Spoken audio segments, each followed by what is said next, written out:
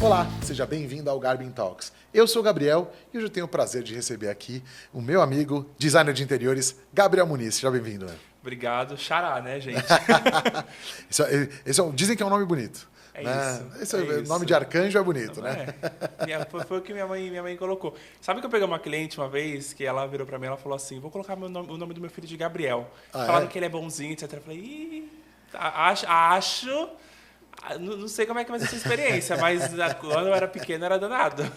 Gabriel não é o nome da criança mais santa do mundo. Mas dizem que vai acalmando aos poucos, né? Vai ficando um pouco mais tranquilo, vai virando um anjinho com os anos, né? É. Esse é o espírito. Mas vamos começar do início? Bora. Vamos lá. Conta pra quem tá em casa. Quem que é o Gabriel? Bom, prazer para quem está de casa. Meu nome é Gabriel Muniz, eu sou designer de interiores, tenho 7 anos já de formado, né? Sou formado em técnico em design e minha trajetória começou sem eu saber o que era design de interiores, né? Então, vou voltar um pouquinho, vou falar um pouquinho sobre um pouco da história da minha família, né? O que aconteceu. Meu pai tinha uma empresa, a empresa passou por alguns problemas na época que eu estava na escola, né? Até. E meu pai acabou, enfim, por decisões erradas, né? Eu até hoje não sei o que aconteceu, também não preciso saber disso, mas a gente acabou mudando muito nossa vida, né? Então, meu pai acabou saindo da empresa, a gente que estudava em escola particular foi para a escola pública, e aí a gente passou por um momento muito difícil. E aí eu comecei a fazer bolo de pote para vender, brownie para vender, Olha isso só. com 14, 15 anos ali. Falo que espírito de empreendedor já, né? Não, você tem toda a razão. Até porque, assim, hoje em dia, quando a gente olha a nossa história, os percalços fazem parte dela. Sim. Né? E é normal. Eu também tive, na minha época, também, por coincidência, mais ou menos nessa faixa de idade também. Né? Meu pai faleceu, eu tinha 13 anos. Então, a gente teve um ponto delicado ali também, óbvio.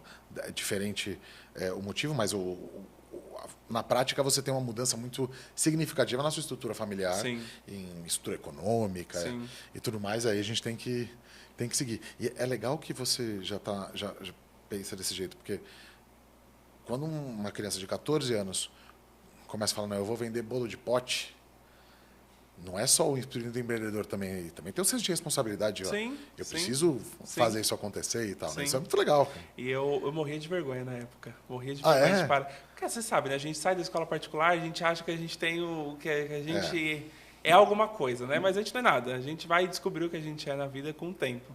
E minha mãe sempre ia comigo, né? Então a gente saía para vender nas lojas, a gente parava em cada loja, a gente ia no centro de Diadema, ia na rua de casa lá em São Bernardo, e a gente saía vendendo bolo e aí tinha dia que vendia tudo, tinha dia que sobrava, o que sobrava eu comia, né? E também não sou de ferro. Tinha que bolo comer. de pote é gostoso, né? É muito Nossa. bom. E por modéstia à parte, eu cozinho bem, então era muito bom. Aí fica melhor ainda, né? É isso. Era você muito fazia gostoso. e vendia? Fazia e vendia. Olha só, cara, Fazia que e vendia. legal. A minha mãe me ajudava a fazer, então eu fazia massa, fazia os recheios, ela me ajudava a montar, né? A gente ficava até 1, 2 horas da manhã fazendo. Aí de manhã eu ia para a escola. Aí, na verdade, teve uma época, inclusive, eu estava de tarde, então eu comecei a trabalhar num escritório de uma amiga dos meus pais, de manhã, para ganhar um dinheiro. Aí eu levava bolo de pote para a escola de tarde, enfim, ia fazendo. No final de semana eu levava para vender nos centros, né? E foi aí que começou. E aí... Você falou Diadema, São Bernardo, você sempre ficou nessa região ali mais do ABC? Eu morava em São Bernardo na época, mas nesse meio tempo o meu pai acabou assumindo um estacionamento com Lava Rápido, aí depois a minha mãe pegou uma loja de sapatos, enfim, começou a troca. Hoje todo mundo voltou para suas profissões, assim, né? Mas como aconteceu o que aconteceu com meu pai ficou um pouco perdido, assim, foi explorar novos mundos. Mas ele entendeu que o que ele sabia fazer era o que ele fazia há, muitos anos, né? Eu acho que meu pai já deve ter mais de 30 anos de carreira na mesma área. Que legal. Então, quando a gente sabe o que faz, né, é difícil a gente mudar assim de uma hora para outra. E é muito importante a presença dos pais, né? Sim. Eu gosto muito de pensar que o nosso eu mesmo, profissional e pessoal, quando a gente vira adulto, tem muito a ver, muita influência dos nossos pais, né? Então, por exemplo, é muito legal ver seus pais tiveram percalços, mas se restabeleceram, foram fazer o que precisava fazer para seguir vida, para depois retomar. Às vezes dar um passinho para o lado, eu prefiro dar para o lado do que um passinho para trás. Né? Mas às vezes tem que dar um passinho para o lado, um passinho para o outro, para ir... Para entender, né? Para entender qual caminho seguir. E também você tem que dar o exemplo para o seu filho, né? Uma coisa é você ver com certeza é um ótimo exemplo para você ver ele hoje aqui, tipo, com certeza te ajuda muito na sua profissão hoje, né? Sim. Meu pai, inclusive, me indica para bastante pessoa. Meu pai, eu falo que é minha própria propaganda, né? Qualquer lugar que ele vai, meu pai escuta alguém falando alguma coisa, ele já, meu filho, e vai e lança meu Instagram e já passa meu WhatsApp, bora fazer projeto. E meu pai é muita inspiração para mim, assim. Meu pai e minha mãe também, muita inspiração para mim. Minha mãe, nesse meio tempo também, ela se apaixonou pela minha profissão, até foi fazer design exteriores também. Que legal, cara, que legal. Design exteriores, já fez vários cursos, assim, online, né, de paisagismo, etc., que ela gosta, né. Então é muito gostoso. Olha só, e mais legal ainda, né? Então você também influenciando o dia a dia dela. Sim. Pô, isso é muito bonito de se ver, né? Sim. Hoje ela me ajuda, mas aí ela trabalha também em outro lugar. E aí ela me ajuda na parte financeira, administrativa, que é a parte chata, né? A gente sabe como é chato. A administração porque assim, quando a gente toca na parte de designer, né? Aí até um pouco mais também arquitetura, nessa parte, você tem um toque artístico da coisa também, né? Porque uma coisa é você fazer um projeto funcional e só plenamente funcional. Sim. Isso é o que uma empresa precisa fazer, na sua maioria das vezes, né? Você tem que ter um ambiente extremamente produtivo. Na sua casa, você tem que equilibrar as duas coisas. Sim. Você tem que ter um ambiente que funciona muito bem, que agrada aos olhos, aconchegante, bom para você receber os amigos, bom para você conviver mesmo, para você ficar. Então, esse toque, como você tem que lidar com pessoas muito diferentes, fatalmente você tem que ter esse toque artístico de equilibrar essas coisas para a pessoa, né? Para o cliente final, né? Com certeza. E voltando, né? Aí, enfim, vendi os bolos de pote, etc. E aí me falaram para minha mãe que no Senac eles disponibilizam algumas bolsas de estudo para baixa renda. Então, como a gente estava numa situação muito difícil, eu fui tentar uma bolsa de estudos em confeitaria. Que legal, cara. E até então não sabia nem o que era design exteriores. E aí, no dia que eu fui tentar essa bolsa de estudos, eu não consegui a bolsa de estudos. No mesmo dia, abri o bolsa de estudos para design exteriores. Eu não sabia o que era. Eu dei uma lida, assim, que eles colocam no site, né, o que é a profissão, né, o que a gente vai aprender, etc. Eu dei uma lida. Falei, vou tentar. Que legal. Fui. Entrei, consegui minha bolsa em técnica em design exteriores. E quando eu entrei no curso, eu descobri um novo mercado, né? Descobri uma coisa que, com o tempo, eu me apaixonei. Que legal. Eu costumo falar que tudo que eu pego para fazer, eu faço muito bem feito. Então, eu realmente me dediquei muito no curso. E aí, óbvio, eu estava no último ano da escola, quando eu comecei o técnico. Terminei o técnico, já tinha saído da escola, né? Porque aí é 1 ano e meio, ali, 1 ano e pouquinho, mais ou menos. E me formei, e aí eu comecei a fazer alguns projetos freelancers, né? Então, projeto de algum conhecido. E aí, depois de um tempo, eu percebi que esses projetos freelancers não me ajudariam tanto, porque não era uma coisa muito fixa ali, né? Então, eu não tinha muita experiência, porque eu nunca tinha trabalhado em escritório, não sabia muito por onde ir. Não, essa época do recém-formado, né, é natural. É difícil. É natural, porque justamente você sai... Primeiro, muitas vezes você sai achando que você já sabe tudo. Sim. Você já conhece de tudo que você precisava. Sim. Você sabe tudo que te ensinaram, né? Aí você vai ver que você vai descobrir nos primeiros 6 meses que você trabalhar na área, você vai ver que você vai ter que aprender muita coisa. E para sempre, né? E todo dia sempre. A gente aprende alguma coisa nova. Exatamente. Mas esse momento é muito curioso, né? Porque você fala, ok, me formei, tenho meu diploma, o papel está na minha mão. O que eu faço? É isso. Como eu viro efetivamente um profissional, né? É isso. Porque tudo bem, você tem um diploma que te diz que você é profissional, mas na prática, como eu entro no mercado, Sim. como eu faço isso? Cara, o começo de trabalho freelance é uma ótima aprendizagem, né? Sim. Você começa a fazer um negocinho aqui, um negocinho ali, vai desenvolvendo, vai começando a montar teu portfólio, né? E vai avançando, né? Sim. E eu sempre fui muito curioso, né? Então, na época eu comprei um notebook, na época no final do curso, com o cartão do meu tio, parcelado, no máximo de vezes possíveis, porque eu não tinha muito, né? Não tinha muito recurso. Já tive nessa fase, sei como é. Do que fazer. E aí eu comecei a pegar esses vídeos de YouTube, que é 2018 isso, ainda não tá, o Instagram ainda não era tão forte nessa questão de cursos, de ensinar, etc. Então eu sempre pegava muito vídeo de YouTube para aprender. Então eu fui pegar para aprender os programas, né? Então eu aprendi a fazer um 3D, aprendi a renderizar. No Instagram o pessoal estava muito forte estava começando aquela fase falo da blogueiragem, né? Então os arquitetos estavam postando muito, os designers de interiores, sobre projeto. Então toda vez que postava algum projeto executivo, eu ia lá, tirava um print para eu aprender alguma coisa de algum projeto. Ou quando alguém explicava alguma coisa, eu já anotava para eu saber, para eu não cometer erro no projeto, né, que eu vou executar. E aí chegou um tempo que meu pai conseguiu para mim um trabalho dentro de uma empreiteira de um colega dele para fazer os projetos para salas comerciais. Então, eu fiz muito projeto para dentista, etc. Na época, eu cobrava R$ 400 por projeto. Olha só. E aí, aí era tipo um projeto que eu fazia o 3D, e aí em 3 dias eu já entregava o executivo, porque a gente sabe que tempo é dinheiro, né? Time is money. Então, o projeto comercial é uma coisa que tem que ser muito rápida. E aí, eu passava a noite sem dormir, fazia o projeto e entregava.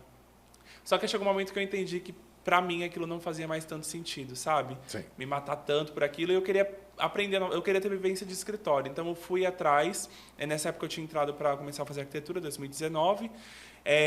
Entrei, peguei, montei meu portfólio, entendi que eu tinha que ter um portfólio, colocar minhas imagens em 3D, um executivo.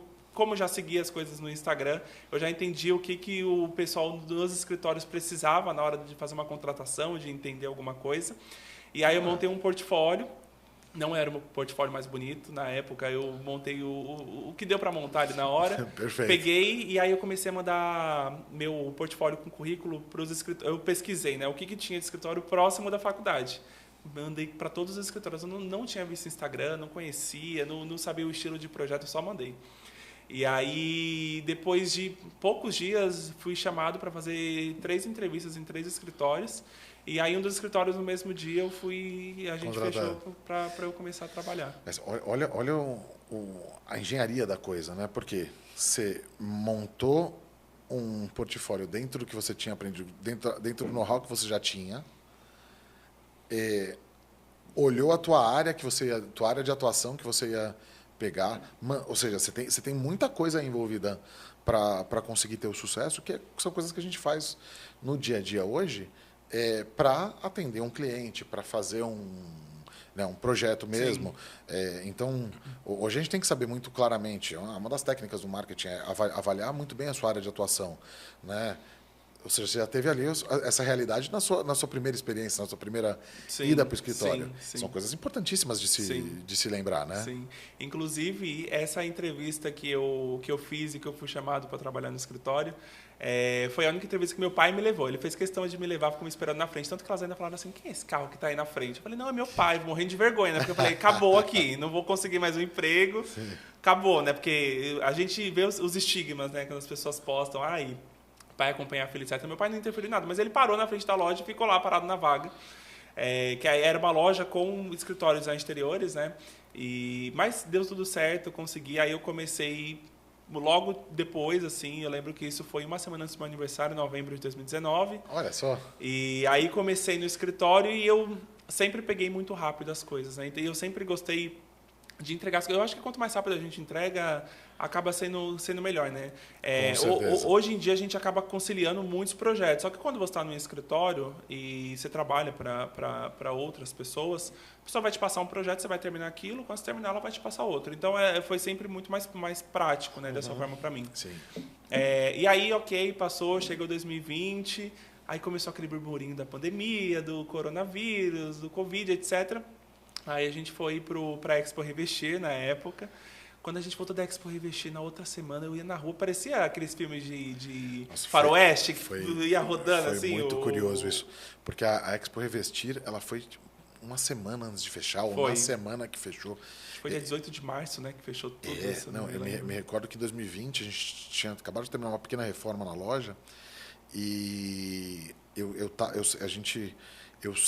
o pessoal veio na loja, como é que foi? Não, acabou a Revestir, e eu acho que ainda teve um dia, ou foi no último dia, que eu me reuni com o pessoal de uma das fábricas, e foi a última reunião que eu tive durante 2 anos. Sim. Né? 1 ano e meio, né? Porque a gente ficou muito tempo Parado. sem ter uma reunião propriamente dita com muita gente para discutir Foi projeto e tudo tal. para online, né? Tudo para online. É muito engraçado que hoje a gente vê que as pessoas preferem mais online do que o presencial. Só que antes da pandemia, as pessoas tinham um estigma muito grande com reunião online, né? Hoje eu ainda tenho clientes que fazem questão do presencial. E eu adoro reunião presencial. Eu gosto mais do que online. Eu acho que a troca é muito maior, né? A gente consegue explicar melhor as coisas. Eu acho que o online ele tem que ser para facilitar muitas vezes Sim. as coisas, né? Então, por exemplo, vamos dar um exemplo muito claro. Por exemplo, a gente faz projeto contigo. Tem dia que você está enrolado com algumas coisas, é o horário que um outro cliente de um projeto tem para ir na loja. Sim. Muitas vezes você não vai conseguir ir direto. A gente vai ter que falar online para preparar a nossa equipe para atender muito bem o seu cliente e ele poder ser bem atendido. Sim. E vice-versa. Teve uma dúvida de alguma posição de projeto, alguma dúvida específica de produto, você consegue solucionar rapidamente no online. Sim. Agora, a conexão humana... É outra coisa, Ela né? é outra coisa. Eu digo que tem um ponto aqui, que assim, a gente tem parte da equipe, ela fica em home office, né? E a equipe, a gente tem tecnologia para todo mundo ficar em home office em determinadas situações, né? Que a gente justamente desenvolveu naquela época da pandemia. Né? Então, hoje, Deus o livre, acontece alguma coisa parecida, todo mundo vai para casa e consegue trabalhar online. Mas essa falta de conexão, ela é muito complexa na minha visão, aí falando até um pouco de geral, até no desenvolvimento profissional de todo mundo, né? Porque quando você está do lado de um supervisor, do lado de um gerente, tem pequenas coisas, pequenos ajustes, pequenos toques, essas coisas que vão ajudando a moldar esse profissional para ele evoluir, né? Sim. Isso no online é muito mais difícil, Sim, né? sim. Então você fica muito mais limitado. Sim. Fora que muitas vezes no online você trabalha muito mais, você estoura muito tempo. Quando você vê às 8, 9 horas da noite, você está trabalhando ainda também, né? Tem alguns pontos ali que vão mudando, né? Sim, mas esse é um ponto que fatalmente a pandemia trouxe, né? Porque a pandemia mudou muito o nosso mercado e mudou muito o jeito da gente trabalhar mesmo, né? Eu, pessoalmente, prefiro também o pessoal quando a gente pode... Quando o tempo nos permite, né?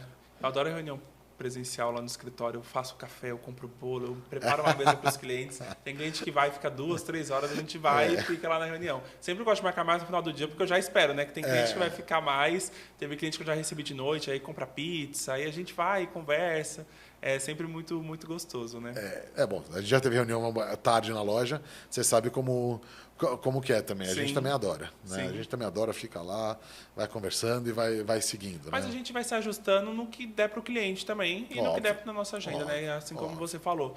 E o bom é que a gente tem o WhatsApp hoje em dia, ligação de vídeo. Então, já teve vezes que o cliente não conseguiu ir na loja, eu tive que ir para resolver, e a gente fazia chamada de vídeo para resolver as coisas. Sim. Aí, quando não dava para chamar de vídeo, porque cor é uma coisa que sempre muda, né? Cor, textura, etc. Você não consegue sentir por vídeo.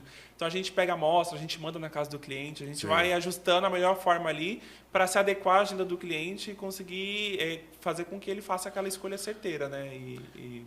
Seja mais fácil. Esse é o fundamental. Não, e tem áreas, por exemplo, como tecidos, essas coisas, papel de parede, revestimento e tudo mais, que é até um pouco mais complexo.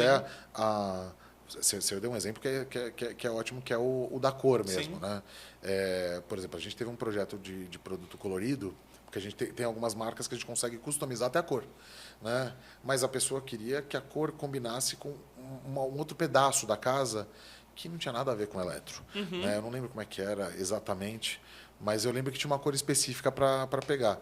E como você tem marcas diferentes de tinta, você pega o mais aproximado e aí manda três exemplos. Aí o cliente pegou lá, bateu um que era muito próximo. Mais próximo. E a gente faz. Mas esse quesito, quando você está falando de tudo, eu estou falando só do eletrodoméstico. Sim. Agora, você pega a cortina, tecido de sofá, tecido disso, tecido daquilo, tapete.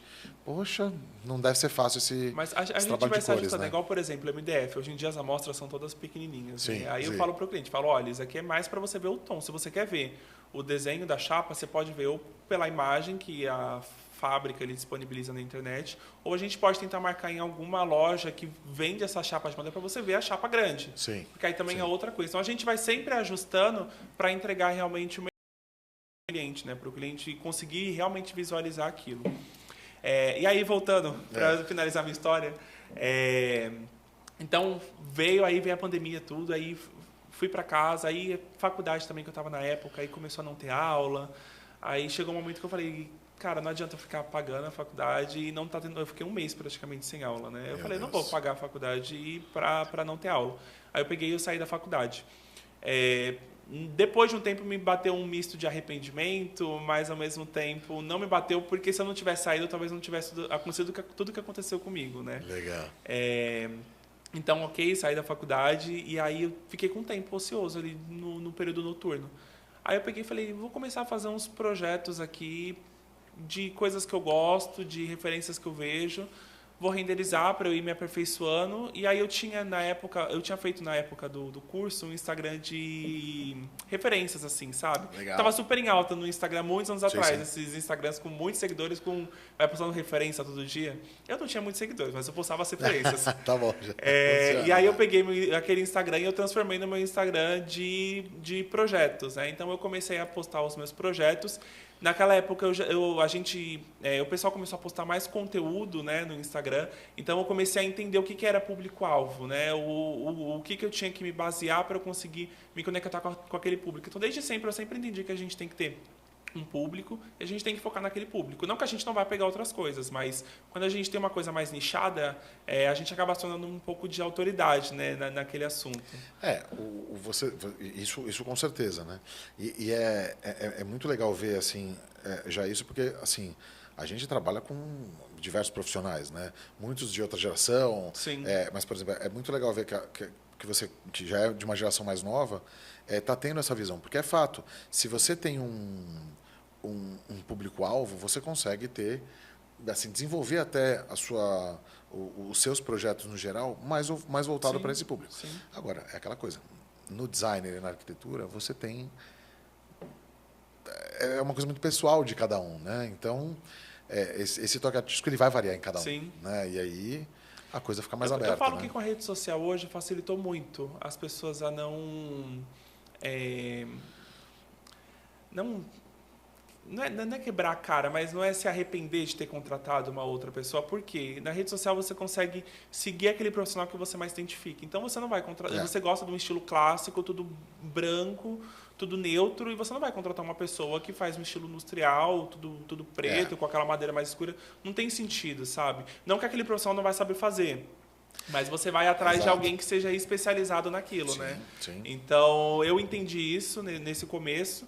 E aí comecei a fazer uns projetos mais voltados nisso. E aí eu lembro que primeiro eu fiz alguns orçamentos, mas o primeiro projeto que eu fiz foi uma casa de 400 metros quadrados.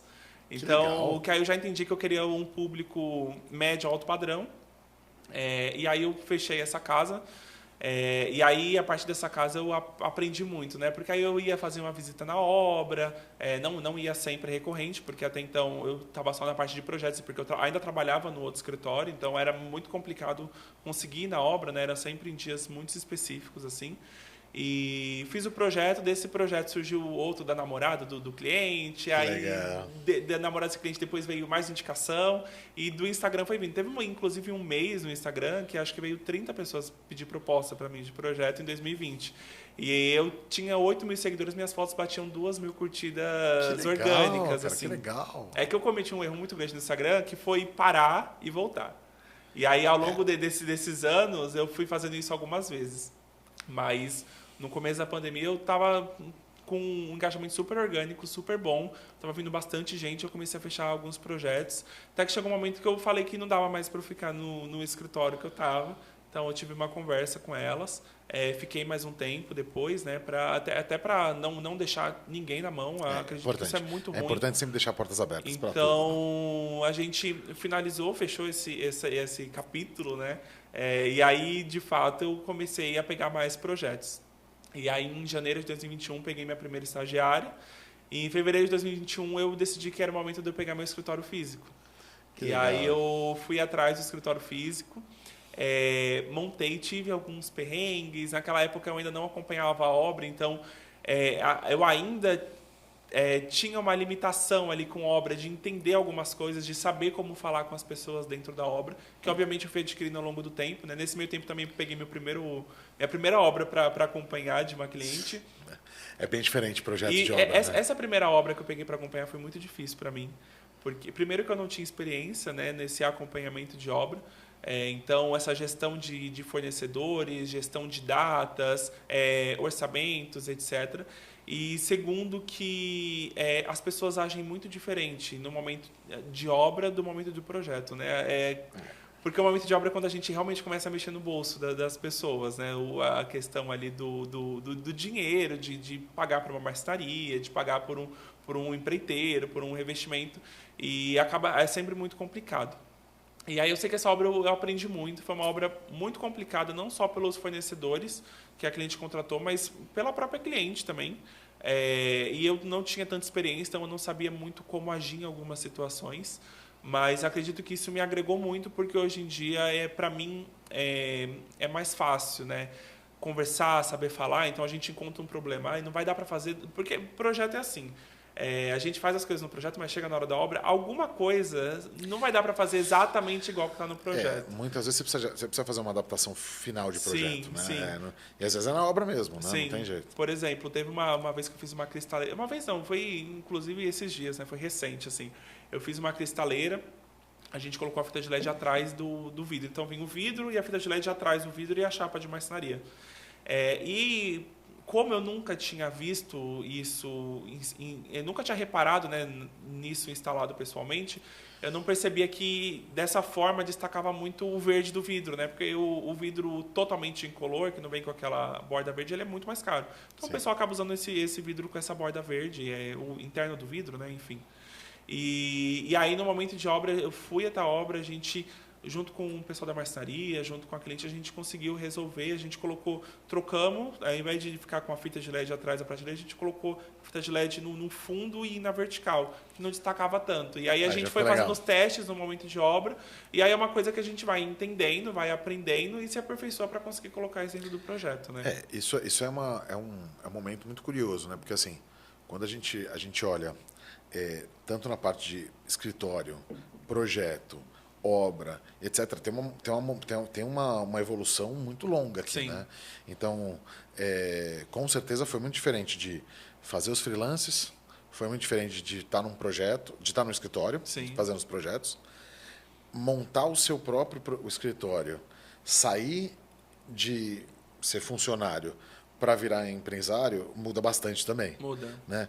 E pegar um negócio que está rodando em cima de projeto e modificar ele também muda bastante. Muda. Né? Então, assim, a capacidade do empresário de mudar e de se adaptar, na arquitetura principalmente, e no designer, você tem uma característica muito clássica justamente nesse momento. Às vezes não é nem por um problema, às vezes só o cliente olhou e falou, achei que não ficou bom. Sim.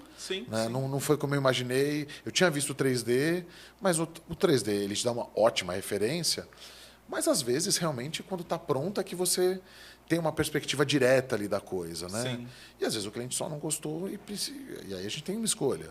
Né? Ok, o cliente aprovou o projeto, então ele aprovou o que foi feito. Uhum. Mas ele não gostou, eu quero deixar meu cliente com um negócio que ele não gostou? Sim. Não, eu vou adaptar, vamos ter que mudar isso. Eu falo para todos os clientes meus, toda vez que eu vou apresentar a proposta, eu falo para todos os clientes. No momento que eu estou explicando as etapas, né, etc., eu falo para eles, gente, 3D, a gente está sempre se aperfeiçoando para fazer o mais realista possível, mas não é a realidade. Então, tem que ir na loja, tem que ver o revestimento, tem que ver o tecido, tem que sentir o tecido, textura, cor, forma, muda muito, né? Por exemplo, a gente falou da questão da cor do eletrodoméstico, né? Você falou de 3 tons que vocês deram.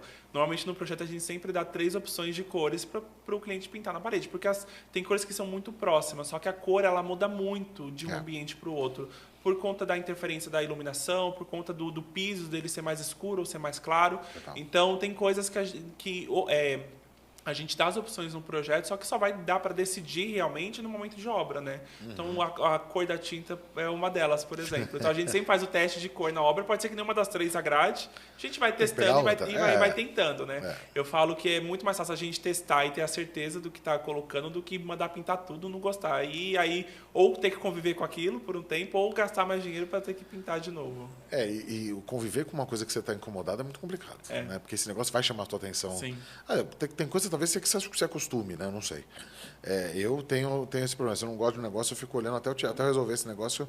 Esse negócio salta. Eu posso estar olhando a parede. Tem um negócio na parede que eu não gosto. Eu sou igual. Meu olho vai ali só. Sou igual. Então, eu lembro que quando a gente montou a primeira vez que a gente montou a loja, a gente montou a loja física com um budget bem limitado, né? E o pessoal, quando fez a instalação da luminária, era uma luminária de sobrepor, eles erraram, né? Ela ficou meio tortinha, e aí eles mesmos ajustaram. Só que ficou um buraquinho, né? E era um buraquinho que eu, sentado no atendimento, meu olho só ia lá. Era um buraquinho que não dava para ver. A luminária estava aqui, já vinha a parede na sequência. Sim. Né? Só que a minha cadeira ficava aqui. Então, eu via. Só eu. O cliente estava de costas. Só eu conseguia ver esse buraquinho. E estava quase... Metade dele já estava tampado pela própria luminária. Eu não descansei enquanto não arrumei isso. Nossa, e assim, eu olhava e falava, beleza, amanhã eu arrumo. Aí ficava também, porque como não era uma coisa tão importante, você ia empurrando. Sim. Até o dia que a gente soluciona, eu falei, dá um alívio para seguir a coisa, né? Sim. É que quando o cliente vai na loja, ele vai com a intenção de beleza doméstica, ele não vai ver o buraquinho. Mas quando a gente convive todo dia naquilo, a gente está acostumado com o restante do ambiente. Mas se a gente vê se a gente sabe, principalmente a gente sabe que tem aquele negócio que está incomodando a gente não descansa até arrumar aquilo. Né? E a gente sempre acha que isso é uma coisa, né? Que você tinha comentado sobre o portfólio. Né, do portfólio, o portfólio não era o melhor portfólio do mundo que você falou. Se eu não me engano, você usa essas palavras. Uhum. Eu sou totalmente a favor de você fazer a coisa e dar sequência no negócio. Sim. Assim, o bom ele é inimigo do ótimo. Isso é verdade. Se você buscar sempre o ótimo, você tem o bom, usa. Né? Você entregou uma coisa que tá boa para você, usa. Você pode ir melhorando ela, mas não adianta você esperar o ótimo para começar a fazer, porque senão não dá certo, né? Sim. A gente constantemente tem alterações e tudo mais, e isso é natural, mas o ponto principal é a gente tá fazendo negócio, a gente está mostrando produto, os produtos são bem montados, estão bem alocados e tudo mais, para dar sequência. A mesma coisa para o serviço de designer, né? Sim. Você tem com certeza seu portfólio hoje está muito melhor do que daquela época. Eu falo meu portfólio hoje no Instagram, né? O pessoal abre o Instagram, é o portfólio ali. Óbvio, tem o site, eu coloco sempre fotos dos projetos concluídos na hora da proposta, porque o cliente sempre leva a proposta, né? Sim, então sim. sempre tem ali aquilo. Mas eu falo que o Instagram hoje é meu maior portfólio, porque a pessoa vai entrar lá, ela vai ter meus projetos de quando eu comecei. E ela vai ver toda a minha linha do tempo, né? Todinha. E aí ela vai entender até, por exemplo, a questão do que eu falo, o aperfeiçoamento no render, na imagem realista. Ela vê lá do final como que era até o que é hoje, né? Por falar até, inclusive, nessa questão do 3D, dos renders, etc., hoje em dia, eu acredito que o nosso trabalho facilitou muito na questão de especificação, porque as marcas entenderam que a gente precisava dos bloquinhos de tudo que a gente especificava. Sim. Porque o cliente vê no 3D, mesmo, ok, não é a realidade, mas ele vê no 3D aquilo que a gente propõe e ele quer exatamente aquilo. Uhum. Hoje eu ainda tenho uma dificuldade muito grande. Tem cliente que vira para mim e fala, Gabriel, mas de onde que é esse vaso que você colocou no 3D? Eu falo, mas decoração que é o mais difícil, né? Que até hoje a gente não tem muito o que colocar no 3D, assim, não tem uma marca e as pessoas fazem bloquinho. Mas, de resto, a gente coloca, especifica e fica até mais fácil, né? Mais prático para o cliente. Quando ele chega na loja, ele já tem uma noção de como vai ficar aquilo no projeto dele, ambientado junto com outros produtos que a gente especificou. E aí fica mais fácil, né? O processo de especificação. Não, com certeza. Essa foi uma briga muito longa, tá? A gente tem 16 anos, a gente está agora desde 2009. Essa briga de ter os 3Ds, ela é longa. Longa. Né? E assim, as fábricas elas vão fazendo aos poucos. Eu estou falando mais da parte de eletro no caso, mas acredito que seja a mesma coisa nos móveis. Né? Os móveis também evoluíram muito o 3D Sim. de 10 anos para cá. Né? Sim. Mas assim, você ter o produto perfeitinho, bonitinho e tudo mais, foi o primeiro passo. Hoje a gente está até com realidade aumentada. Né? Então, no nosso site mesmo, você consegue pegar, por exemplo, um fogão, colocar ele numa realidade aumentada e visualizar onde ele vai ficar, como ele é. Sim. Né? Então, isso facilita muito também a gente a mostrar, eventualmente, produtos que não estão na loja. Sim. Né? Então, assim, poxa, eu tenho lá, eu vou dar um exemplo, eu tenho um fogão. Eu pego um fogão que, digamos que eu tenho a versão de 1,20 m na loja. Eu tenho o mesmo produto com a versão de 90 centímetros. Tudo bem, é só você imaginar que você está tirando 30 centímetros na lateral, diminui um forno e ele encurta. Então, dá para imaginar. Sim. Outra coisa é eu pegar, eu abrir no próprio celular do cliente e ele visualizar e falar, é assim que vai ficar. Sim. E poder dar até a volta no produto para visualizar, né? Sim. Esse tipo de coisa realmente facilita bastante o nosso trabalho. Cara, tem uma outra área que muita gente fala e que é muito curiosa, que é a parte da inteligência artificial mesmo no mercado de design, de arquitetura. Né? E a gente vê que tem vários pedaços dela que até talvez possa ser usado ou não. Qual que é a tua opinião sobre esse... Eu acho que a gente tem que aprender a trabalhar com tudo que surge. Porque a gente tem que se adaptar às coisas que, por exemplo, as coisas que surgem, elas não vão deixar de existir. Então, a gente tem que aprender a se adaptar com aquilo. A inteligência artificial ela é muito boa para algumas coisas, só que assim, ela não substitui o ser humano. Né? Então, o criativo, o pensar nos espaços, o pensar exatamente... por exemplo, naquele espaço para o cliente. O cliente quer um armário multiuso, que ele consiga mudar as prateleiras de lugar, etc. A inteligência artificial não vai conseguir fazer isso. Né?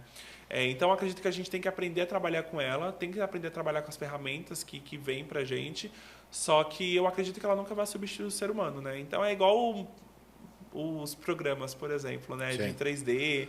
Aí agora tem, por exemplo, o ArchiCAD, Revit, que são os BIMs, né, também, que a pessoa já faz o 3D, já sai as plantas, etc. Eu acredito, eu sou da geração bem mais nova, né, mas eu acredito que quando surgiu isso, para algumas pessoas talvez tenha dado até um bloqueio ali na hora, mas não tem o que fazer, entendeu? O negócio surgiu, vai cada vez mais se aperfeiçoar e a gente tem que aprender a trabalhar com aquilo até para a gente poder aumentar a nossa produtividade no trabalho. Né? Eu acredito que toda ferramenta auxilia a gente na produtividade. Então...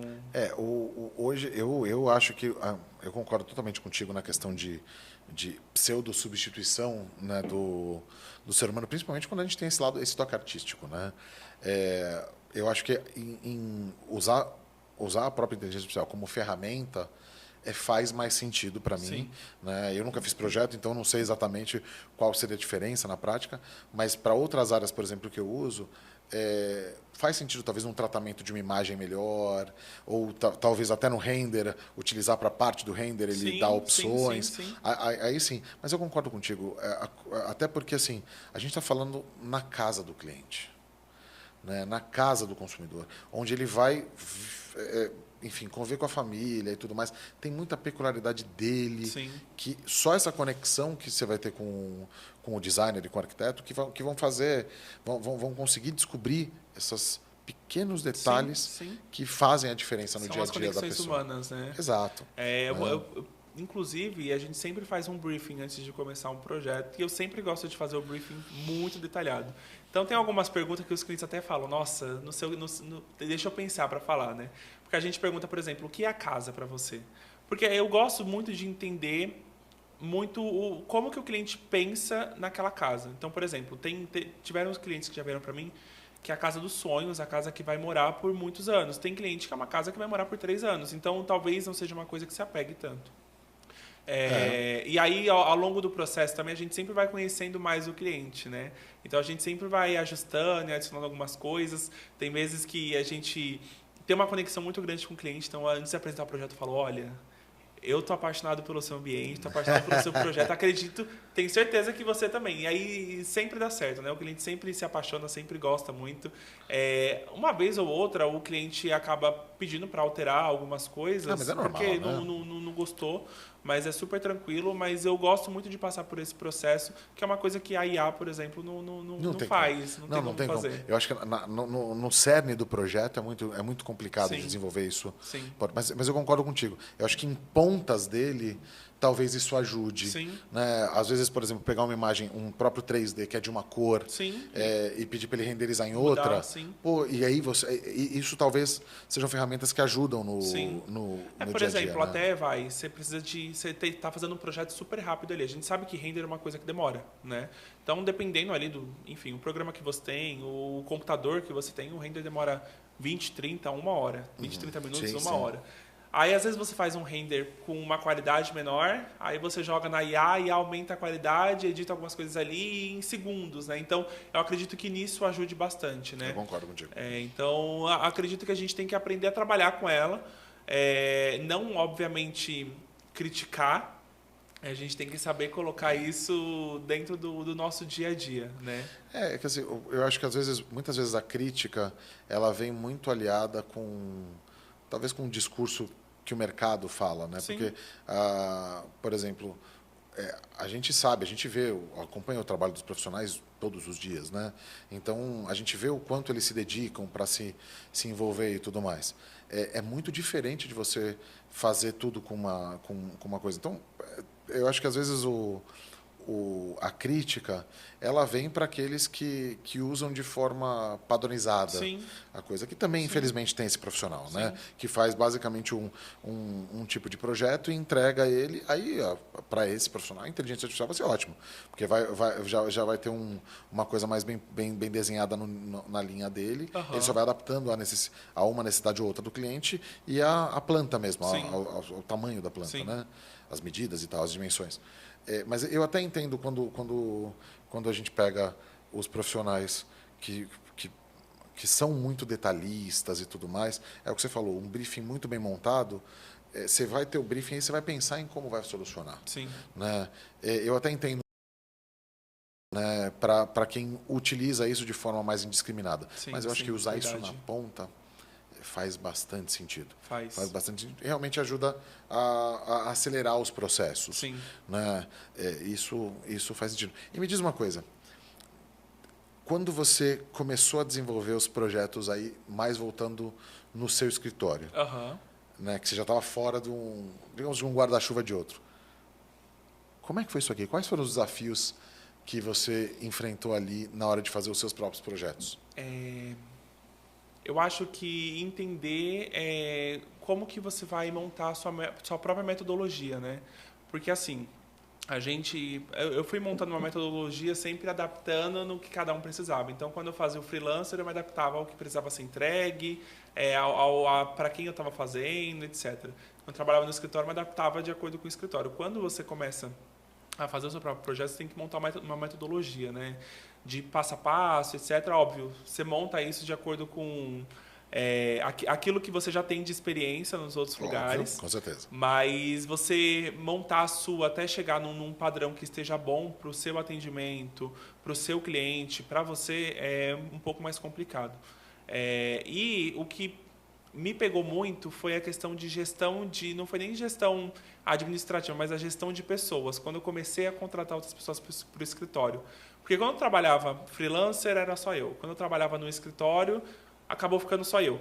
Então, eu não tive experiências com equipes, né? Tipo, em trabalhar em equipe, em entender como gerir aquilo. Então, eu acredito que minha maior dificuldade foi a gestão de pessoas. Como organizar os processos ali para cada um, né? Como passar as coisas para cada um, a forma de falar, a gente sempre toma muito cuidado quando a gente vai falar alguma coisa para alguém, enfim, não isso é uma coisa que toque muito em alguns outros lugares porque eu não tive essa experiência. Então foi uma coisa que me pegou muito quando o meu escritório começou a crescer. Essa parte de gestão de pessoas. Isso eu acho que é o desafio de todo empresário, né? Sim, Porque esse início de gestão de pessoas, ele realmente não é fácil, né? E mais, né? Você estava montando um negócio e tendo que gerenciar essas pessoas. Então, eu sei como é que é esse momento. Esse momento realmente é um momento um pouquinho delicado aí no desenvolvimento, né? Sim, sim. E depois disso, sair e começar a efetivamente entregar os seus projetos, né? Porque, assim, os seus projetos são de ótimo gosto, né? Quem acompanha o Instagram aqui, inclusive, passa seu Instagram para o pessoal aí para já saber. Ó, é @Gabriel Muniz, com Z no final, ponto interiores. Tá aí, ó. E site também, tá? gabrielmuniz.com.br. É fácil. Maravilha. Então, assim, quando você olha o seu Instagram, os seus materiais, você vê muito bom gosto, né? Quem acompanha projeto junto contigo sabe que você é muito detalhista na questão de funcionalidade, necessidade do cliente final, né? Que também é fundamental para a coisa. Agora, como é que foi avançar para chegar até esse ponto?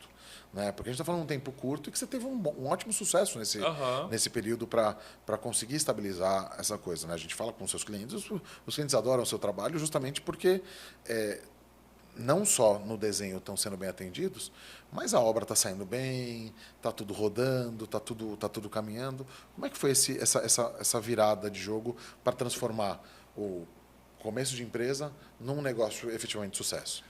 Eu acredito que primeiro de tudo a transparência, né? Eu sempre sou muito transparente com os meus clientes. Então, primeiro eu entender a necessidade do cliente e o quanto ele tem para investir naquilo. Que eu acho que é um dos cases de sucesso de todo o projeto, né? Você entender se o cliente, você vai conseguir colocar uma lâmina de madeira natural no painel, ou se você vai trabalhar com MDF, por exemplo, que são custos muito diferentes. Sim. E eu acho que entender as pessoas, né?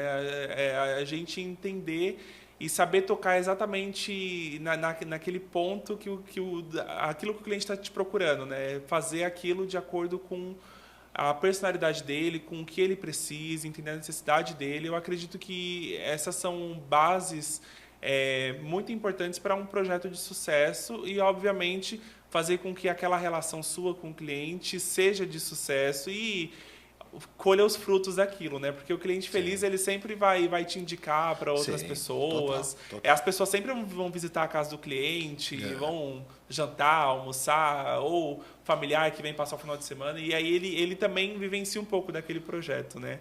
E aí eu acredito que essa vivência também é muito bacana nessa questão da indicação e afins. A gente trabalha com cozinha. Né? Então você falou aqui, os eventos são jantar, almoço, né? Brunch agora que também está meio na moda, e tudo isso roda a cozinha, né? Então essa parte de entregar um resultado muito positivo, não é que a gente não tem problema, gente, o problema acontece. O problema acontece, às vezes a gente vai ter... Mas é o que eu falei, tem a transparência com o cliente, entendeu? Quando a gente está acompanhando a obra, por exemplo, problemas acontecem. O que a gente tenta solucionar o problema antes de passar para o cliente, porque a gente já passa o problema para ele junto com a solução. Sim. Nem sempre isso acontece. E tem clientes que acabam ficando mais em cima da obra e eles vão ver aquele problema. Então, você tem que ser sempre muito claro com o cliente. Eu acredito que essa transparência seja... a transparência é sempre uma base muito forte para qualquer tipo de relação. Seja a relação profissional e cliente, seja a relação pai e filho, seja a relação amorosa e afins. Sim. Esse é um ponto muito delicado, né? Porque você falou uma coisa que, nesse caso, o profissional sempre ajuda muito a gente. Porque quando a gente está trabalhando com um profissional, muitas vezes o profissional passa o problema para a gente poder atuar. Sim. Né? Tem vezes que a gente nem fica sabendo do problema. Sim. Né? Acontece um problema X e quando o problema vem, eu ainda não tenho solução. Então eu preciso, às vezes, de um dia, 2, dependendo da situação, óbvio. Tem muita coisa que a gente resolve na hora. Né? Principalmente se a gente tem algum problema de uso, né? Que é comum. Né? Muitas vezes o pessoal está usando... A gente teve um caso recente, por exemplo, de um cliente que a geladeira dele, uma geladeira muito de altíssimo nível, ele ligou para a gente muito bravo. Né? No caso, eu entendi a situação dele, porque ele falou, a geladeira não tá gelando. Né? E eu achei muito estranho, porque a geladeira tinha acabado de ser instalada uma semana antes e estava perfeita. Né? E a gente pediu para ele mandar foto, mandar uns vídeos ali para a gente entender. E a geladeira estava no modo férias. Né? Então, assim, sem querer, alguém colocou ali no modo férias. Né? Você colocou no modo férias, a geladeira vai funcionar mais baixa, porque ela Aham. entende que ninguém vai estar na casa. Aham. Né? Então, assim, alguém colocou ali manualmente sem querer, né? E passou. Ou seja, a gente conseguiu resolver na hora o problema do cliente. E o cliente, obviamente, olhou e falou, poxa, desculpa, achei que era um problema no produto, não tinha entendido que era isso, mas solucionamos o problema rápido. Mas, por exemplo, muitas vezes, se isso acontece, por exemplo, num sábado, final da tarde, que a loja já tá fechada, Sim. poxa, quando chegar na segunda-feira, o cliente está bravo, acumulado no domingo e tudo mais, Sim, ficou. sim, sim. Tem os seus pontos. Muitas vezes a gente não tem nenhum filtro ali para nos proteger para a gente poder solucionar, porque a gente vai solucionar de Sim. qualquer jeito. Mas nesse caso, o profissional nos ajuda muito, porque o profissional tem muitas vezes o contato dos gerentes de conta, né? Aham. Então ele provavelmente ia acionar ia acionar alguém para tentar resolver na hora, Sim. né? Que muitas vezes o cliente final ele não vai ter ter esse Sim. acesso direto, Sim. né? Sim. Isso é uma das coisas que muito ajuda o profissional na coisa. Além de estar na hora de escolher, né? Sim. Sim. Porque a gente escolheu uma geladeira para o cliente final, ele tem uma referência que é a dele. Né? Ele tem, essa geladeira é maior ou menor que a minha, eu quero uma geladeira maior ou essa aqui me atende. Uhum. Ou, eventualmente, uma menor não teria problema. Agora, o profissional, ele vai estar lá para entender, falou, pera, mas vocês estão querendo ter filho. Então, assim, poxa, você vai querer ter filho, se tiver filho daqui a um ano, você não vai trocar a geladeira até lá. Sim. Né? Então, assim, tudo bem, hoje você pode comer uma marmitinha fitness lá que você faz, ou você pode cozinhar mais de final de semana e tudo mais. Agora, se você tem uma criança na família, a sua geladeira vai ficar lotada de um monte de coisa. Né? Então, eu já tenho que pensar nisso em você daqui 4, 5 anos, Sim, daqui sim, 10 sim, anos, em como você vai estar. Isso é uma coisa que o profissional faz uma diferença gigantesca. Né? O projeto, né, ele é muito para isso, porque a gente não pensa no hoje, a gente pensa no futuro. Né? Então, tipo, o cliente fala, ok, nossa intenção é morar no apartamento daqui a 10 anos, a gente quer ter um cachorro e quer ter filho. Tá bom, você vai querer ter cachorro. Não tem ainda, mas onde que o cachorro vai fazer necessidade? Onde é que ele vai comer? Onde é que ele vai beber? Aí, por exemplo, nem isso às vezes. Às vezes a gente também vê muito, quando a gente fala de preço das coisas, né? Às vezes a gente está fazendo um projeto e a cliente pede um monte de coisa pra gente, que a gente sabe que vai encarecer muito o projeto, e aí a gente fala para o cliente, olha, você quer realmente colocar isso no seu projeto? Para a região que é o apartamento, por exemplo, vale a pena? Porque daqui a uns anos você vai querer vender, você não vai recuperar isso que você está investindo. Sim. Então, acho que o profissional ele é isso, ele te auxilia a pensar no futuro. Né, também. Sim. Então, Total. ele te auxilia a pensar no hoje, no que você precisa hoje, mas também pensar no futuro. Então, quando a gente faz o briefing, a gente filtra muito bem isso, né? Porque aí fica muito mais fácil. Não, com certeza. E não, é curioso essa questão do local em que está e do que você vai implementar também faz uma grande diferença, né? Eu tenho, por exemplo, quando a gente pega alguma casa temporária, né, que é o que você falou, poxa, eu estou morando aqui, mas eu já até comprei um outro que vai subir daqui, né? Tem aqueles prédios, agora a gente tem os arranha-céus no São Paulo, né? Então tem os de 40 andares, 50 andares e tudo mais. 50 acho que não tem ainda, acho que o máximo que eu vi foi 40 e alguma coisa. Esses aí demoram muito, esses prédios demoram muito para ficar prontos, às vezes 4 anos, né? Poxa, você comprou hoje, você vai morar nesse apartamento por 3 anos, poxa, a gente já não vai colocar um cooktop, põe um fogão. Sim. Né? O fogão é mais fácil de tirar, Sim. você vai colocar um produto aqui, um produto ali, já coloca uma coisa pensando em movimentar ele no futuro. Sim, né? com certeza. E esse tipo de coisa faz total diferença para a gente. Né? Com certeza. E na base ali do próprio cliente, quando ele tem um imóvel que você falou, por exemplo, num local um pouco mais B, AB e tudo mais, ele quer colocar um produto muito top, tem também a oportunidade às vezes, né? Às vezes ele realmente faz uma reforma e deixa o apartamento de um jeito que esse apartamento vira um objeto de desejo. Sim. Né? E aí esse apartamento é extremamente valorizado pelo projeto. Né? Sim. Também tem um pouco ficar no meio do caminho ali, depende do que depende da situação e depende do que quer, né? Se você entrar numa coisa, você pode ir até aqui valoriza o imóvel, daqui para frente é uma coisa para vocês. Sim. Né? É um gasto adicional que você vai ter porque você quer ter esse produto, esse acabamento, enfim, essa parte do projeto na sua casa, né? Ó, eletrodomésticos é uma coisa que essa questão do investimento pelo local, aí já não vale mais. Porque eletrodoméstico você consegue levar ele para outro lugar, né? Então, um micro-ondas, um forno com uma gaveta aquecida, por exemplo, a torre, montou a torre, você consegue tirar ela dali e levar para outro lugar. E a pessoa que for morar no futuro, ela consegue também adaptar aquela frente de marcenaria para instalar o produto que ele tem, que vai comprar e afins. Então, eletrodomésticos eu acho que é uma coisa que já não entra tanto nessa questão do custo pelo local, porque aí é fácil, é mais fácil de conseguir levar de um lugar para o outro. Sim. Não, e você sabe que a gente tem um cliente específico, ele está na terceira casa dele. E, enfim, a esposa dele é a arquiteta dele e tudo mais, também é uma arquiteta, trabalha com a gente também. E ela tem um ótimo gosto. Quando ela faz para ela tem um capricho muito grande. Sim. Óbvio, com o cliente dela também, os projetos dela são incríveis. Mas ela está na terceira casa que ela não consegue levar os eletrodomésticos. Porque quando vai levar, fala, ó, o fogão eu vou levar, a geladeira eu vou levar, isso aqui eu vou levar. Fala, não.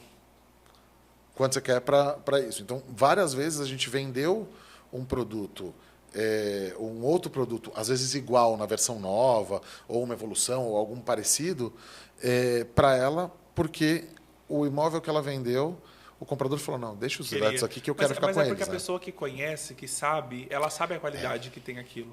É igual, por exemplo, você colocar uma poltrona assinada. Você colocou uma poltrona assinada na sala, aí o comprador vai visitar o apartamento, ele vê aquela poltrona naquele centro de destaque, né, que no projeto foi pensado para ela, por exemplo, ele vai querer o apartamento junto com a poltrona, né? Venha no combo. Exatamente. Então, o eletrodoméstico também é muito disso, né? Porque quando a gente trabalha com essa linha A de eletrodoméstico, a funcionalidade, o que facilita no dia a dia de quem usa aquele espaço é muito grande. E aí quem conhece sabe, né? É o famoso, né? Quem conhece sabe. Não, você cozinha num produto nosso, você cozinha num outro, você sabe que você sente a diferença na mão. Não é que muitas vezes a gente está acostumado a trabalhar com um tipo de chama, de um jeito na cozinha, a gente se acostuma. Sim. Né? Mas assim, é mais fácil se acostumar com coisa melhor. Né? Então, a gente tem algumas coisas que a gente sempre dá um toque nos nossos clientes. Então, por exemplo, o cliente que vai pegar a churrasqueira a gás pela primeira vez fazer e tudo mais, falo, poxa, não coloca uma picanha de cara, não. Sabe? Porque assim, a chance de você queimar a primeira não vai ser pequena. Sabe? Porque ela tem um outro tempo, ela tem uma outra pegada. É outra coisa. Então muda muito. A mesma coisa para você usar um fogão. Você pega uma tripla chama, uma dual flame de alta potência, ela esquenta muito. Então, poxa, você vai fazer aquele bife ficar perfeito, mas ao mesmo tempo, poxa, você vai fazer um molho ou alguma coisa assim, você tem que trabalhar mais uma chama mais média, ou seja, você tem que às vezes deixá-la no mínimo, né, a chama grande ou a chama média no mínimo, para ela poder fazer ele de forma estável e colocar. Isso é uma coisa que muitas vezes a gente conta para o cliente, né? Porque um produto de primeira linha de cozinha não é que ele só atinge performance alta. A estabilidade na temperatura dele é um dos principais fatores. Sim. Porque você ter uma constância na temperatura ali, ou ela bem estável, ela permite que você, por exemplo, você vai fazer um molho, vai fazer um refogado, alguma coisa assim, sem queimar e tudo mais, de uma forma muito mais equilibrada. Né? Mas são coisas que você só vai realmente saber usando o produto. Sim, né? Sim, senão não tem jeito. Sim, e me diz uma coisa. Hoje, quando a gente fala de cozinha, o que mais te chama atenção na cozinha, no geral? Ou seja, qual que é a sua inspiração, geralmente, para desenhar uma cozinha? O que você busca numa cozinha efetiva assim, para o seu cliente?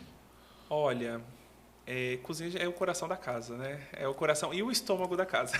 Tá aí, né? Afinal de contas, a gente só cozinha para quem a gente ama. Pois é. Né? Isso é uma verdade. Pois é. Eu acho que cozinha, obviamente, vai depender muito do briefing do cliente, né? Tem cliente que quer dentro da cozinha um louceiro maravilhoso, porque gosta de receber as pessoas e tem ali várias peças e vários jogos. Mas eu acredito que dentro da cozinha, é um conjunto de fatores, né? Então, você ter uma cozinha muito funcional ela é super importante. Então, o importante da gente fazer um projeto numa cozinha é sempre pensar no uso dela. Toda vez que a gente vai fazer qualquer tipo de projeto, é sempre pensar no uso, né? Eu falo para as meninas lá no escritório, você tá, vamos iluminação, por exemplo. Você está sentado aqui no sofá, você não vai querer uma iluminação em cima da sua cara no sofá sim. ou na cama, por exemplo. Então, cozinha eu acho que é da mesma forma. A gente tem que pensar no uso, ali na praticidade. Então, quando a gente faz o projeto de cozinha, inclusive é um dos projetos mais bem detalhados do escritório, porque ele é muito complexo. A gente pensa em tudo. Então, por exemplo, a gente fez um apartamento agora, que vocês estão presentes. Opa, a gente foi, e a gente foi fazer a marcenaria. Muito bonito, inclusive. Ficou maravilhoso. E aí a gente foi fazer a marcenaria da cozinha. Aí a gente foi pensar nos internos dos armários. E aí a gente pensava junto com a cliente. Então, uma prateleira era menor para conseguir colocar latinha de refrigerante, latinha e caixinha de creme de leite com leite condensado. Uma é maior para colocar refrigerante maior, para colocar... Legal, então, a gente adapta a cozinha para o dia a dia do cliente, né? Então, por exemplo, cliente gosta de receber. Aí nunca teve lava-louças. Aí vai colocar uma lava-louça. A gente entende quantas pessoas o cliente gosta de receber, porque aí a gente consegue especificar quantos serviços são aquela lava-louça, né? Porque aí, me corrija se eu estiver errado, né? A quantidade de serviços é a quantidade de pessoas que você serve na mesa, não é? Exatamente. Então, se você gosta de receber muita gente, você vai receber 14 pessoas numa noite, você tem que ter uma lava-louça de pelo menos 14, 16 serviços, né? Para aguentar aquilo. Então, é saber entender a necessidade do cliente para a gente conseguir fazer essa cozinha bem funcional. Então, para a gente saber se vai conseguir colocar um cooktop, um fogão, ou um cooktop de indução, ou um cooktop a gás, de chamas mesmo, de 4, 5, 6 bocas, né? Que agora também tem os de 6 bocas, ou de 6 bocas com a chapa, né? Que também tem, e aí a gente vai adaptando, né? Essa parte, por exemplo, é uma coisa que eu fico muito feliz, né? Porque a gente está conseguindo mostrar e manter vocês atualizados. Né? Porque, querendo ou não, a gente está no mercado, a gente está constantemente tendo inovação, surgindo coisa e tudo mais. Então, por exemplo, agora a gente recebeu recentemente quer dizer, já faz uns 2 anos que já tem no mercado, mas agora chegaram uns muito inovadores, né? Que são os cooktops de indução já com a coifa. Né? Então, assim, você tem uma aplicação para ele. A infraestrutura para a montagem dele é completamente diferente. Né? Você precisa ter uma infraestrutura. Então, a gente, inclusive, na loja, a gente montou um móvel onde a gente tem um vidro na lateral para mostrar como que é a infraestrutura embaixo do cooktop para a saída da coifa. Né? Se ele vai fazer a situação de exaustão ou de depuração, aí depende do produto, pode fazer as duas, dependendo ou não pode. Né? Só que esse tipo de coisa está totalmente envolvido no profissional. Porque senão, imagina, você coloca imagina uma situação hipotética que um cliente seu foi numa loja, comprou um produto, um cooktop com coifa, né? E você não tem as informações necessárias para você montar a infraestrutura desse espaço. Esse produto vai ser instalado numa ilha e ele vai ser como exaustor. Como é que esse ar vai sair? Não vai. Vai ter que quebrar chão, ou vai ter que colocar uma plataforma, enfim. Aí vai ter que pensar ou vai ter que encostar a ilha numa das laterais para fazer a saída. Esse tipo de coisa facilita muito para a gente conseguir mostrar isso para vocês e manter vocês atualizados, até com nossos vídeos, nossa própria equipe que conversa muito com vocês, para vocês conseguirem colocar a melhor solução para o cliente. Né? Você falou, por exemplo, os cooktops com chapa elétrica. Né? Poxa, tem vezes que é perfeito isso para o cliente. Tem vezes que não. Poxa, vamos colocar um de 6 bocas mesmo e vamos colocar uma churrasqueira do lado. Porque estamos fazendo uma cozinha gourmet e tudo mais. Faz mais sentido, às vezes, para um, às vezes para outro. Para outro, não. Aí depende do briefing. Né? Depende da necessidade do cliente. Exato. E essa conexão do profissional com o lojista, ela é muito importante porque a gente sempre se mantém atualizado para a gente conseguir especificar no projeto, obviamente que tem de mais novo no mercado, mas de acordo com a necessidade de cada cliente, né? Eu brinco, né, que antigamente eu odiava pegar catálogo físico de tudo. Eu ia na Revestir. Minha primeira Revestir, eu entrava em todo stand e eu comia. Adorava comer em todo instante. Ai, que vergonha, né? Mas eu entrava em todo instante, eu adorava pegar uma comida, pegar um negócio, uma bebida e eu adorava sair com sacola.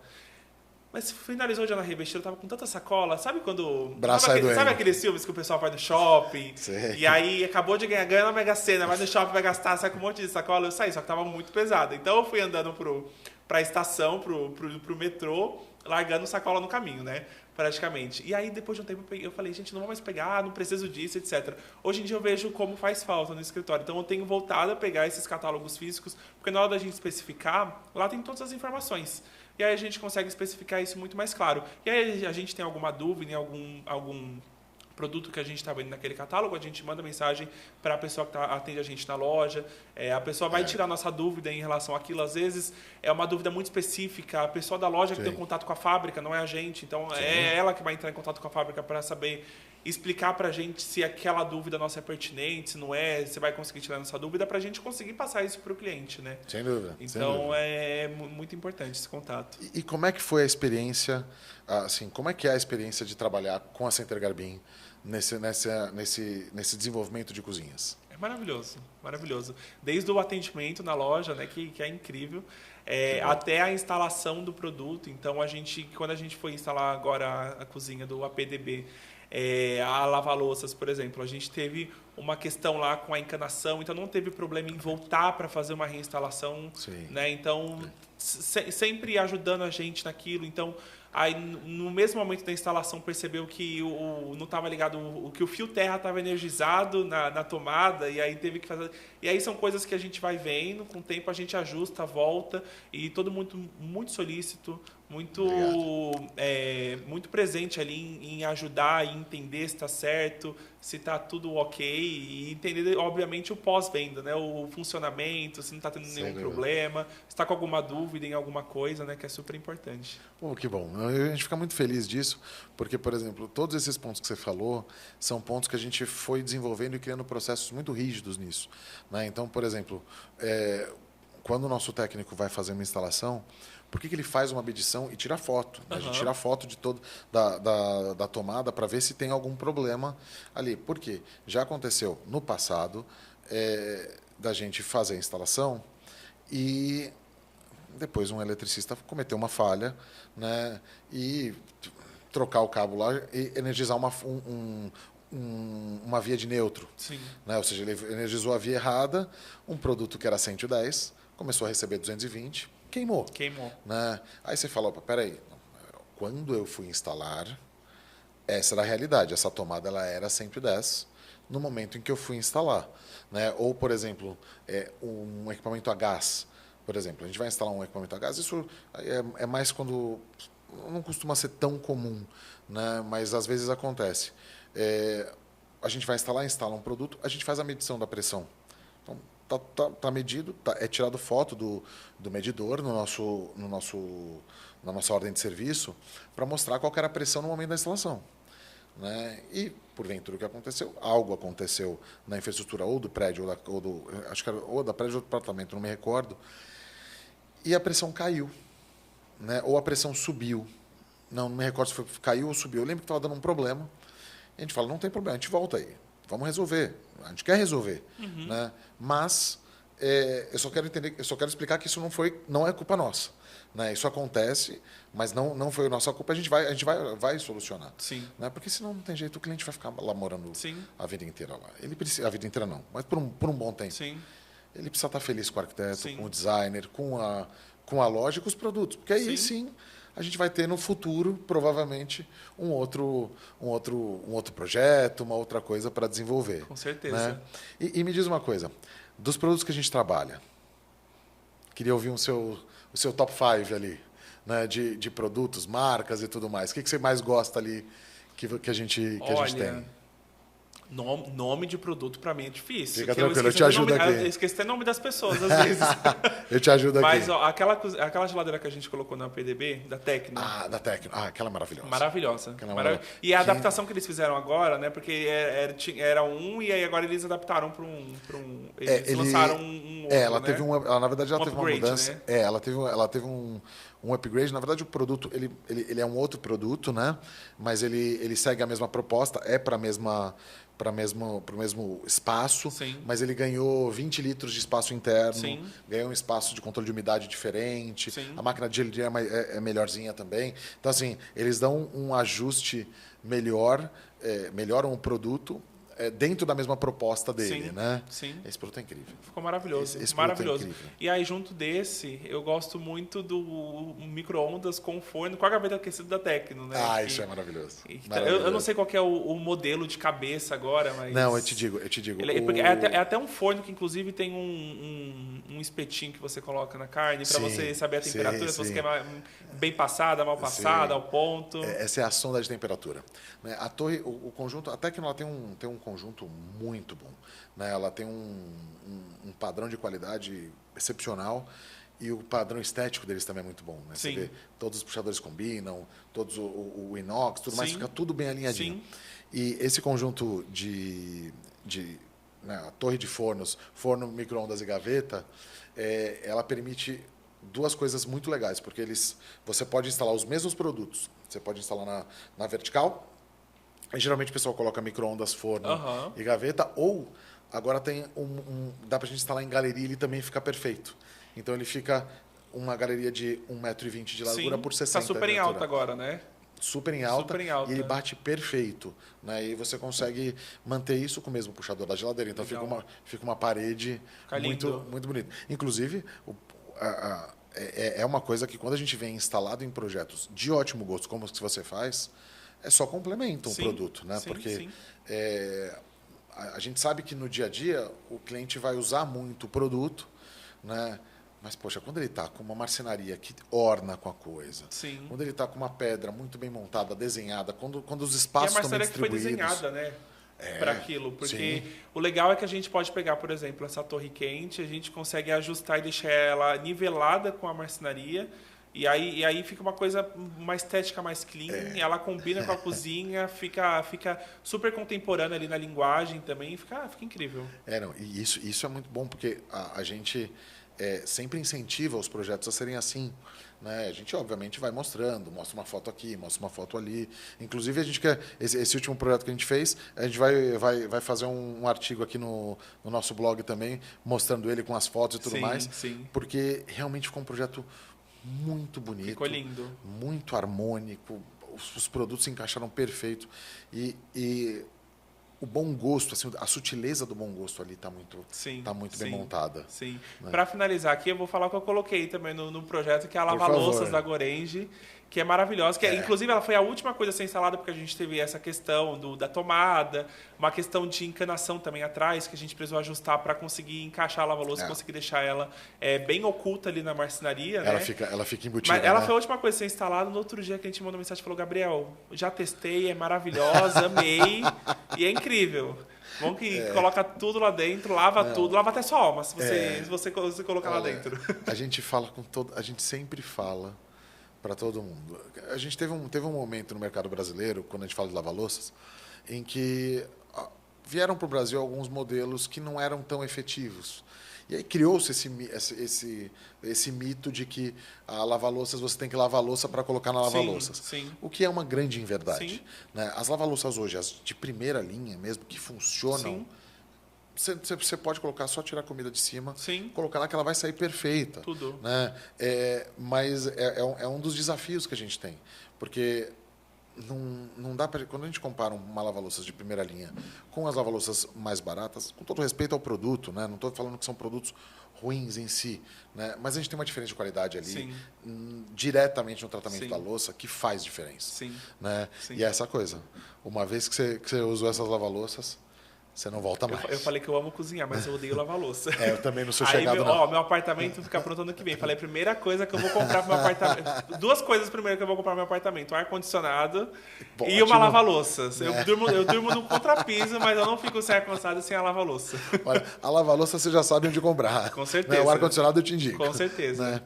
Gabriel, olha, eu estou sem palavras aqui. É muito bonito ver um profissional, principalmente uma geração mais nova do que a gente está acostumado, falando com tanta clareza, entregando projetos tão bonitos também. Obrigado. Né? dando a sua opinião e contando um pouco da sua história aqui para a gente.